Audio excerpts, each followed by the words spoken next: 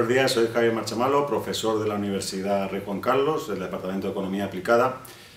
Y el taller que vamos a ver hoy básicamente se refiere a cómo se puede realizar un plan financiero para los emprendedores, es decir, cuáles son los puntos claves de un plan financiero. Y eso tiene que estar englobado dentro de un plan de negocio. El plan financiero, por decirlo de alguna manera, sería lo último que tenemos que realizar dentro de un plan de negocio. Entonces tendremos que ver los puntos más importantes o claves que se tienen que realizar en un plan financiero, que son básicamente analizar bien un balance, cómo se tiene que realizar el balance y cuáles son los puntos más fuertes de un balance, cuál es la cuenta de resultados, que nos va a decir el beneficio que puede tener la empresa que va a realizar el emprendedor, y por último también el flujo de caja, porque muchas veces los resultados económicos son distintos al flujo de caja que está teniendo el emprendedor, y eso puede provocar picos de poca liquidez o falta de liquidez y evidentemente puede poner en riesgo el proyecto, la viabilidad económica del emprendedor. Eso sería el resumen de lo que vamos a ver en este taller. Pues como veis, el plan financiero, la finanza para un emprendedor, se engloba dentro de un plan de negocio. Lo fundamental es realizar un plan de negocio y evidentemente el plan de negocio es un concepto o un documento mucho más amplio que el plan financiero. Primero tenemos que saber dónde nos encontramos, en qué mercado, cuál es la organización, cuál es la estrategia, cuál va a ser nuestro marketing, cuál va a ser las compras, los proveedores. Tenemos que hacer un buen plan de negocio y el último punto de ese plan de negocio sería la parte financiera. Y para realizar un plan financiero fiable, lo que primero hemos tenido que trabajar es un correcto plan de negocio. Sin un buen plan de negocio no se puede hacer un plan financiero que sea fiable. Entonces, por eso digo que el plan financiero sería lo último, realmente, en toda esta estructura, este documento que tenemos que realizar cuando empezamos a realizar un negocio o queremos emprender. ¿De acuerdo? Dicho esto, las principales razones que justifican un plan financiero, pues lo acabamos de hablar, son saber la necesidad de financiación. Tengo que saber si mi necesidad de financiación, dependiendo de qué tipo de negocio estoy realizando, es a corto plazo, es decir, para las operaciones diarias de la empresa, o son financiación a más largo plazo, a medio o largo plazo. Eso lo tenemos que tener claro. El segundo es conocer la viabilidad económica, si mi proyecto es viable. Conocer también el volumen mínimo de ventas necesario que yo tengo que realizar para que mi negocio empiece a tener beneficios. Porque eso es importante también saber cuál es el horizonte temporal. Generalmente las empresas o una persona que va a invertir dinero en tu negocio o en tu emprendimiento, o una persona o una entidad que te va a dar financiación, te va a pedir un plan financiero con un horizonte temporal que va a estar entre los 3 y los 5 años. Los elementos básicos que utilizamos en un plan financiero, pues lo tenemos ahí: el balance, la cuenta de resultados, el flujo de caja, el análisis del punto de equilibrio, que se llama punto muerto o break-even en inglés, y por último, cómo podemos valorar la empresa o los proyectos que yo voy a comprar. Para empezar a hacer el plan financiero, se necesita recopilar como mínimo la siguiente información. Lo primero, los precios y las unidades de ventas estimado del producto o el servicio que yo voy a ofrecer en el mercado. La segunda, ¿cuál es la estructura de costes que yo tengo? Tengo que saber, para yo lanzar mi producto o mi servicio al mercado, cuánto personal necesito, aparte evidentemente de mi trabajo. También tengo que determinar los gastos de servicios generales y administrativos. Una cosa es los gastos que están relacionados directamente con el producto y otra cosa es el resto de gastos. Y por último, ¿cuál es el plan de inversiones que necesito? Si esas inversiones son a corto o a largo plazo. Entonces, una vez que tengo claro eso, vamos a ver qué información nos da las diferentes partidas que hemos visto al principio. El balance. ¿Para qué utilizamos un balance?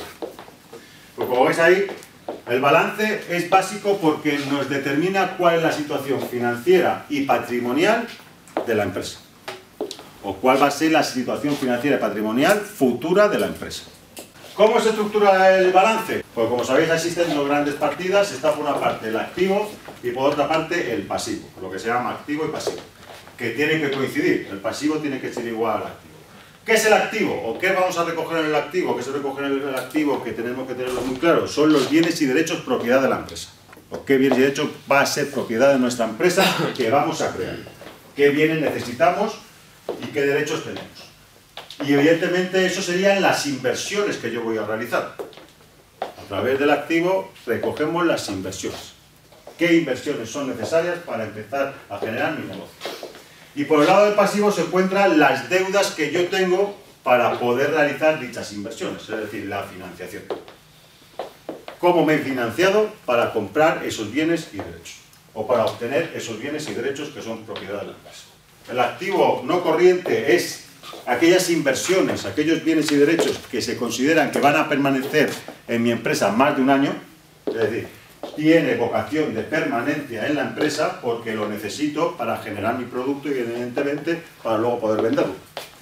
Y el activo corriente es todos aquellos bienes y derechos que yo utilizo a corto plazo.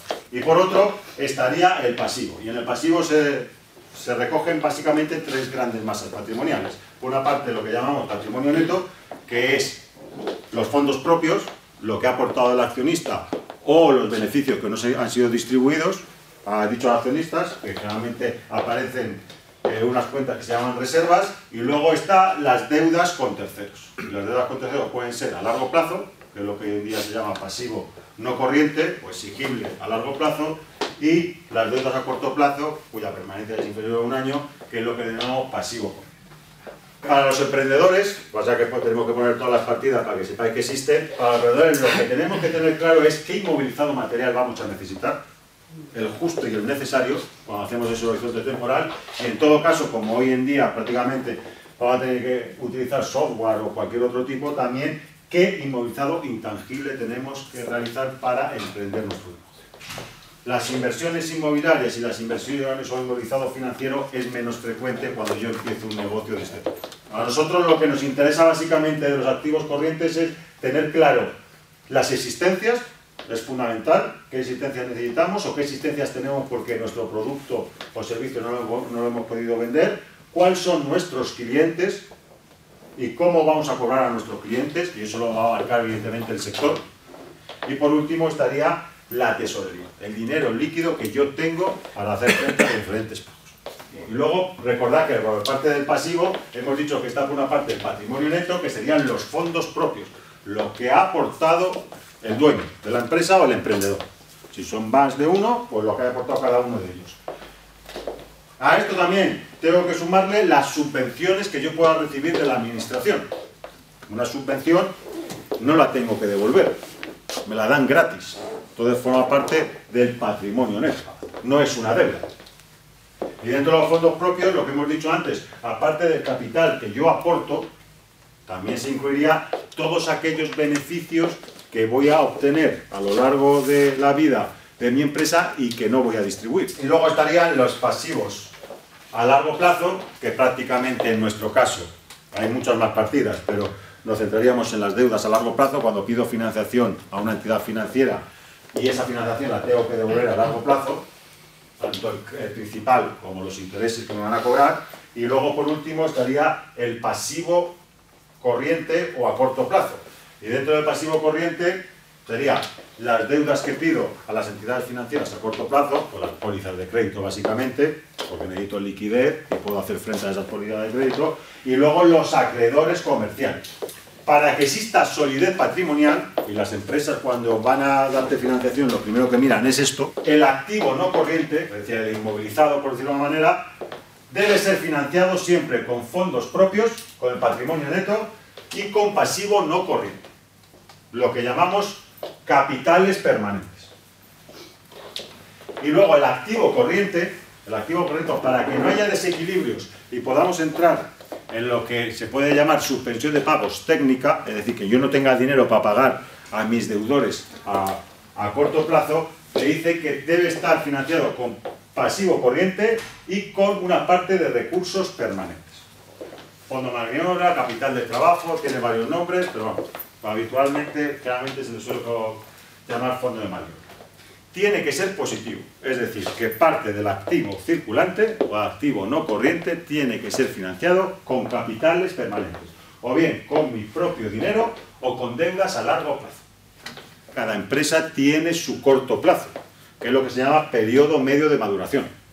Es decir, de que sale el primer euro de mi empresa, cuánto tarda en volver ese euro que ha salido de mi empresa y retornar otra vez a mi activo.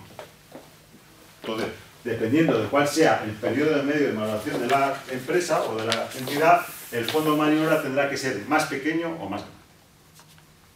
Cuanto mayor sea el periodo medio de maduración, mayor fondo de maniobra tengo que tener.